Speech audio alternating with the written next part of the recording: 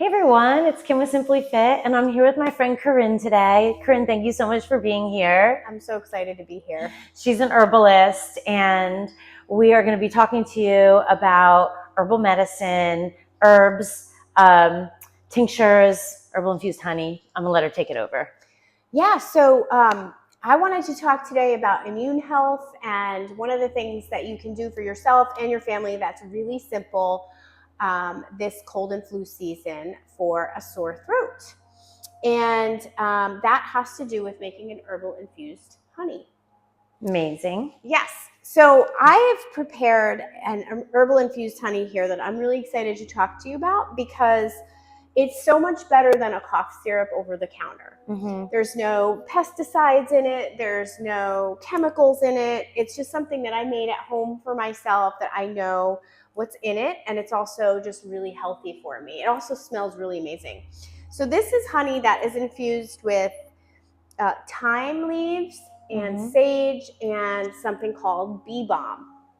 And those three herbs together make an amazing sore throat honey because, number one, it coats your throat, as we know that honey does really well. Yeah. Honey by itself is actually it's an antibacterial alone. So just putting that on your throat, and we kind of know this, right? We all know that honey is soothing for the throat. Right. But we tend to run to the cough syrups and the cough medicines for some reason. And this is something that's so much healthier for you. Putting thyme, the herb thyme, in there is really good for antimicrobial effects, and it's also an antispasmodic, and it's a natural expectorant. So when you're trying to thin out any phlegm or gook in there, it's really good to help kind of bring things up and can also calm a cough. That's what the antispasmodic is, or spasmodic, excuse me. It helps to fight infections, and it kind of slows the coughing, and as that expectorant will help to make the cough more productive. The bee balm, which is considered nature's oregano. Oregano has antibacterial. It also has somewhat of an antibiotic effect to it, and that will help just kill germs and kill off infection, which happens with sore throats. So it's also really soothing. Yeah, and to think I just don't even have to go around the corner down the Walgreens. It's like all natural right here, without colors and added sweeteners and added flavors. So I'm really, really excited about this. Yeah, and it also, don't you think it just looks beautiful? It's so pretty. When we made this together, I was just amazed at the smells and like how easy it was. And yeah, I want my kitchen to be just like your kitchen. It smells amazing. It smells so good, and it's decorative for the kitchen, and it looks really pretty too. And then the last herb that's in there is sage, and we use the leaves of the sage plant, cut them up so that you can get the fresh volatile oils. You want to use fresh plants as much as possible because of the volatile oils. And so we used fresh sage and fresh mint, but we also used dried bee balm because it's easier to find bee balm in a dried format. But the sage plant is part of the mint family, and the mint family is so good for so many things, including nausea and headaches, and it's also a mood lifter. Okay. But the sage itself is antiviral. It's an astringent, so it's a little bit drying. So if you have a lot of that kind of production from sore throat or a cough or being sick, it's an astringent, which is drying. So it will help to kind of dry you out a little bit. Antibacterial, it's used to gargle for sore throats in a tea form. We use sage for teas, tinctures, mouthwash, and specifically for sore throat. So I'm really excited to use this and to share it with you guys. We'll be doing a workshop on it soon where we'll show you exactly how you can make it yourself, and you'll be able to take it home with you and learn all about the benefits of herbs. Yeah, so stay tuned for that workshop because it's going to be really fun to make and take, and all the supplies will be provided for you. Yes, make and take is always the best because you get to take it home with you. And so that's that. This is what the bee balm looks like. I want to know where you bought that, actually, the bee balm. Yeah, so there's Mountain Rose Herbs. It's an online organic herb supplier, and you can find these herbs there and work with them There's also, it's really good to look locally for local herb farms. Bee Balm was a little trickier to find, so I went to Mountain Rose Herbs, but you can go to their website. Yeah, and you can find it there to make it. Awesome. And the other thing to point out is that you always want to use a wooden spoon with your honey. Because these are so cute. They're like the little Winnie the Pooh spoons. Makes me so happy. Because when honey, just again by itself, it's an antibacterial. But when you put a metal spoon in it, it breaks down all of the natural enzymes that honey has to offer on its own. And you don't want that, because those enzymes are really good for helping break down things in your digestion, and also things in any infections or bacteria that you have. So you want to use wooden spoon. That's why you see these cute little things on charcuterie boards and things with honey instead of metal. It's not only that, it's not just because they look pretty. There's a reason why we use wood instead. And you provide those in our workshops too. Yes, and so you'll get to take the little wooden spoon home with your honey, and also in the workshop you'll be getting much more herbal medicine education about the specific herbs that we'll be using. So you'll be learning a little bit more about how those herbs work in the body, which is, I think, really exciting. Yeah. As more and more people become interested in herbal medicine, it's really exciting to be able to share that with the community. I've learned so much, even just in the couple times that we've met. Yeah. So thank you. That's awesome. So what do we have today that we're going to make with our tea? Yes. So herbal medicine comes in many forms. It comes in tinctures, teas. We can make an herbal honey. But tea is actually my first go-to. And for many herbalists, it's the first method that we turn to for medicine is tea. And so we're going to work with ginger today and linden flower. We've already made them, but I'll just show you what they are. Organic ginger root. It smells really good. You can open it up and smell it. If you love sushi, you know about ginger. Yes. And make sure if you eat your sushi, if you eat your ginger at the sushi restaurant, just make sure it's not dyed pink, because ginger, by itself from nature, is not a pink root. No. It's white. It's like a golden color, almost like a golden whitish color. And then linden flower, you can see I don't have a ton of it left because I love it so much. Linden flower is, I love to mix these two. I have them together nightly. Thank you. You're welcome. And I'll tell you a little bit about nightly. Why I love them. Okay, yes. I'm going to start having that too. Yes. Okay, thank you. So one of the things about, sorry. No, you're fine. One of the things with herbal medicine is really getting to understand, and again, you always want to work with an herbalist when you are trying to work with herbs, because there is a lot to know. These happen to be some of the safest, most common beginner type herbs, so you're good there. But knowing about what they do for you is really important. We've already made in this tea strainer here, we've put equal parts, half linden leaf and half ginger. The reason I drink this nightly is because for the ginger, and I add ginger to almost any tea I make, because I typically tend to run cold. And ginger is a very warming carminative herb. As you consume it, it's going to warm you right up. It's going to warm up your digestion, actually get things flowing. So if you're someone who has a sluggish digestion, like I tend to have, I like to consume this nightly because A, I love the flavor of it, but B, it warms me right up, and it also kind of keeps things flowing with digestion for me alone. So those are some of the reasons why I put ginger in my tea. It pairs really well with linden, because linden is, I just love this tea. Its nickname is Hug in a Mug.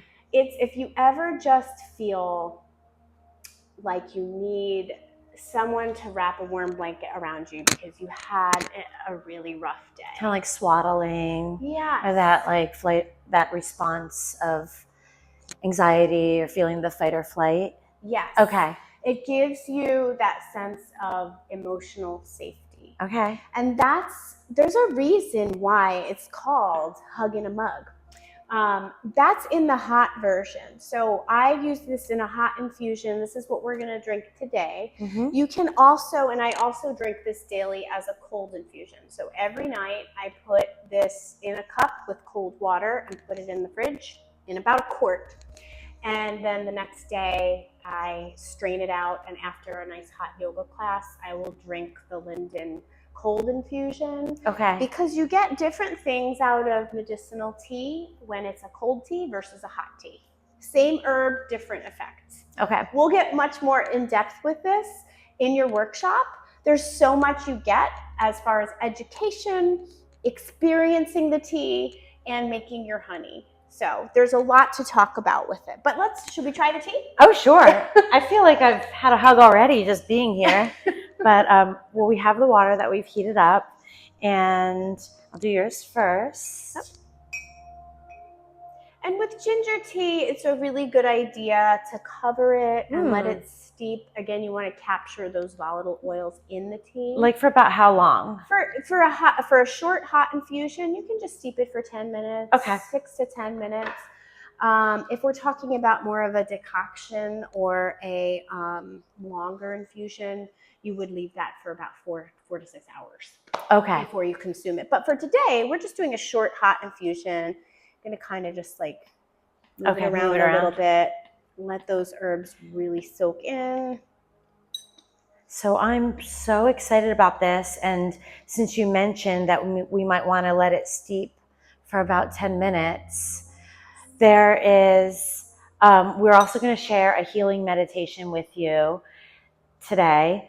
And it'll be about a 10-minute meditation. So we invite you, whatever tea you have at home, to just let that steep, put a little pause on that video, and we are going to take you through healing meditation. Meditation goes with healing because it calms that the somatic responses, calms down the parasympathetic nervous system, and also the sympathetic nervous system.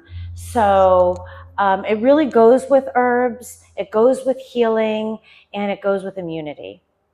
So are you ready to get started? Yes, I can't wait. Okay, so for this particular meditation, I actually invite you to be seated. Sometimes we say you can lie down for a meditation as long as you are not going to fall asleep, as long as you're alert. But for this particular one, this healing meditation, we're going to be activating the energy line along our spine. So sitting up nice and tall, find a comfortable seat. Your legs can be crossed or out in front of you. Just make sure that you can sit still for about 10 minutes. And we'll begin to focus on our breath. So take a big inhale through your nose. And exhale, sigh it out with a ha. Do that 2 more times. Inhale. And exhale. And 1 more time.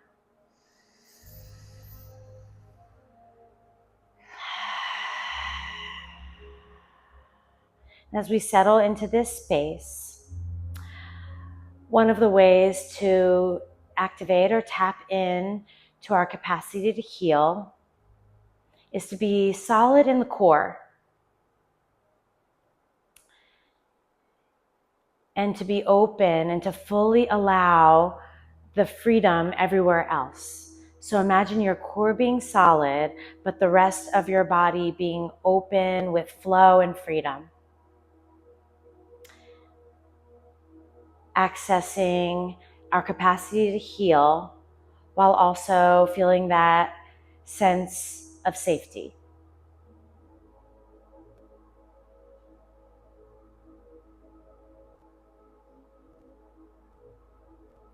This meditation is specifically geared toward having the pelvic floor and the crown of your head aligned and stacked. So I'm going to get a little technical with you. Imagine parabolic mirrors. So if you visualize these mirrors, they are shallow little bowls where the centers of the mirrors are directly in line with each other. So if you think of a cap on the top of your head and a bowl on the bottom of your pelvis, try to align them both vertically and in tilt so that they are in line with each other. If you haven't already, close your eyes, or you can look down the tip of your nose in a soft gaze and just visualize these two bowls in line with each other.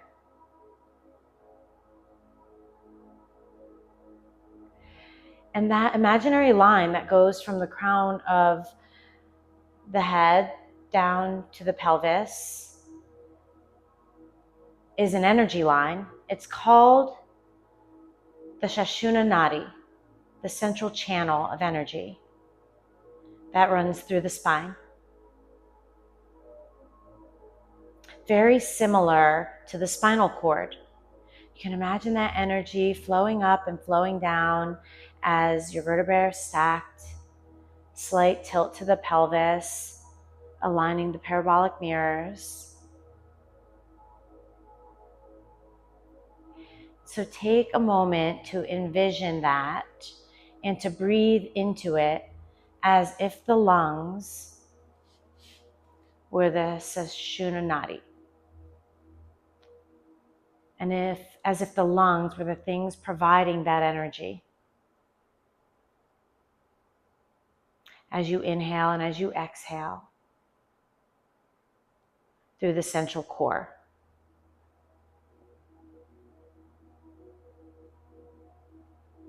Follow your breath as the energy moves up and as your lungs expel that stale air, that healing energy.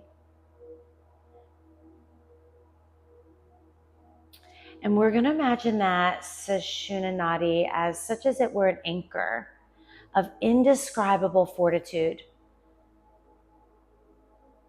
And that nothing, no stress, no pain or injury or dis-ease is going to be able to break through. And that's a big ask. But nothing can disturb your core and that sense of safety. Almost as if it is sacred, because it is. Imagine the pelvic floor now having the ability to grow roots so that in all directions, down into the earth, it feels strong and settled. And that the center of the pelvic floor, specifically in between the sit bones, that's midway between the pubic bone and the tailbone, that you feel grounded and that energy is flowing down through your base. Using the image of a tree or a column of light, make sure that as you now grow from the core all the way up through the stomach, the torso, through your chest, and as you continue up, you already view it with fortitude. Through your throat, your head, and your crown. And just as the roots extend down, imagine the tree turning into a beam of light that extends up into the heavens.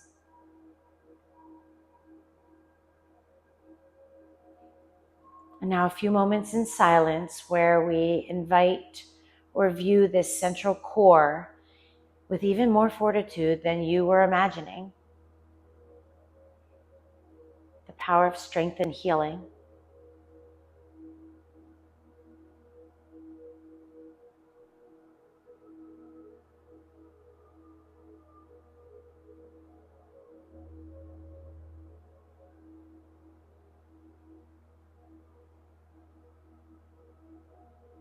And now shift, transmute that fortitude into a mystical, magical even, capacity and power to heal.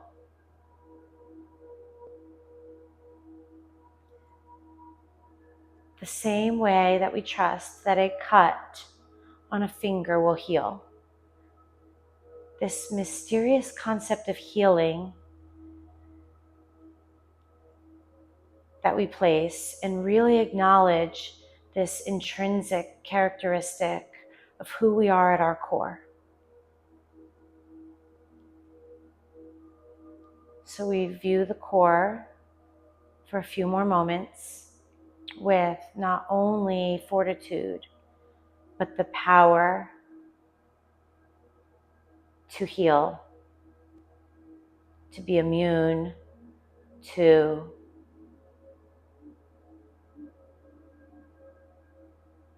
the dangers around us, the things that try to invade that peace, that strength.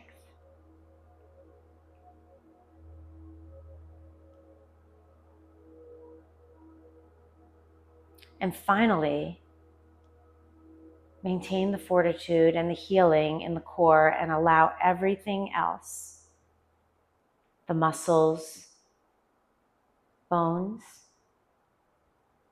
skin, and even the air around you to be so open and free that anything can pass through it.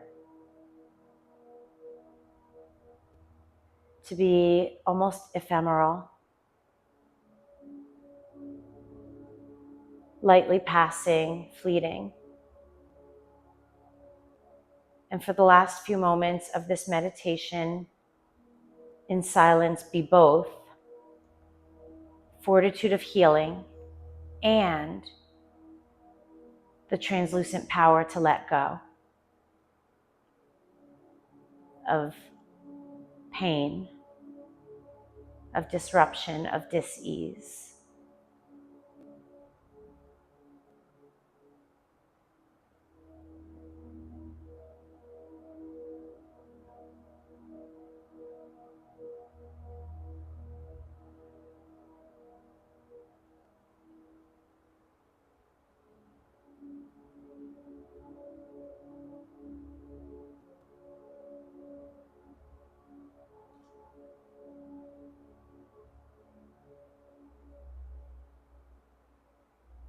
Very slowly take a deep breath in. Open your mouth and let it go. Let's do that again together.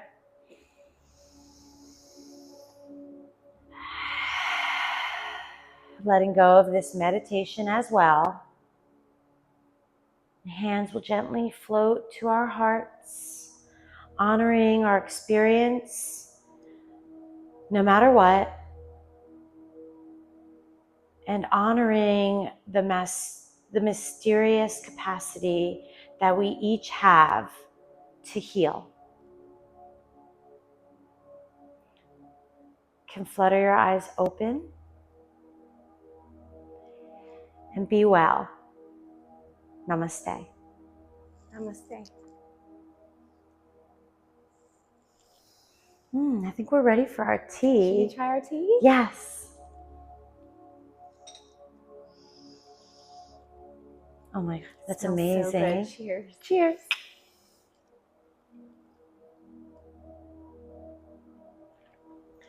Perfect temperature. Perfect taste. Taste the ginger. The best, spicy. The best kind of cheers. Yes. That was lovely meditation. Thank you so much. Thank you all so much for joining us. We hope that you'll follow us in wellness, in herbal medicine, in friendship, and community. Yes, especially community. So hit a follow down here, hit a like, and we will be back very soon. So stay tuned. We will be having an in-person workshop. We hope to see you at our workshop. Yes. There's so much coming to you. Thanks, everyone. Bye. Bye.